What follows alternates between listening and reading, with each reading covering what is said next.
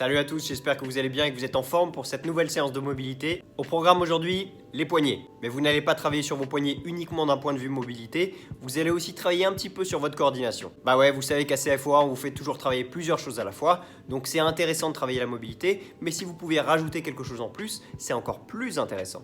Allez, on jette un œil aux exercices. Retour rapide sur les bases. Vous êtes face à un mur ou à une porte. Vous posez votre majeur sur un repère et vous allez chercher d'abord vers l'extérieur avec votre poignet, puis ensuite de haut en bas, en essayant de ne jamais bouger l'endroit où se trouve votre majeur. Donc vous allez aussi créer des cercles à partir de la même position. L'idée c'est que ce soit vraiment votre articulation du poignet qui bouge et pas le bout de votre main.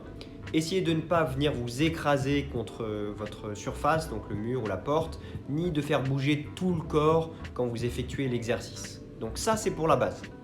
Une fois que vous maîtrisez gauche-droite et haut-bas de chaque côté, vous essayez de faire la même chose avec les deux mains en simultané.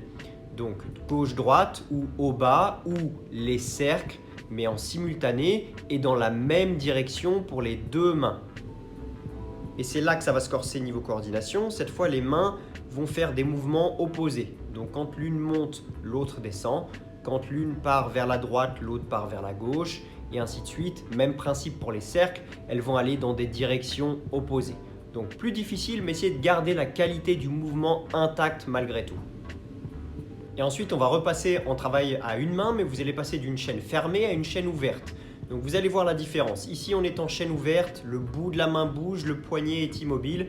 Et on repasse en chaîne fermée, le bout de la main est immobile et le poignet bouge. Donc passez de l'une à l'autre en essayant d'être fluide. Et une fois que vous avez maîtrisé chacun de ces exercices face à un repère, et votre job maintenant, c'est de les faire dans le vide. Donc regardez bien le bout de la main ici. Il reste fixe, il reste en chaîne fermée, même si je suis dans le vide, dans l'espace.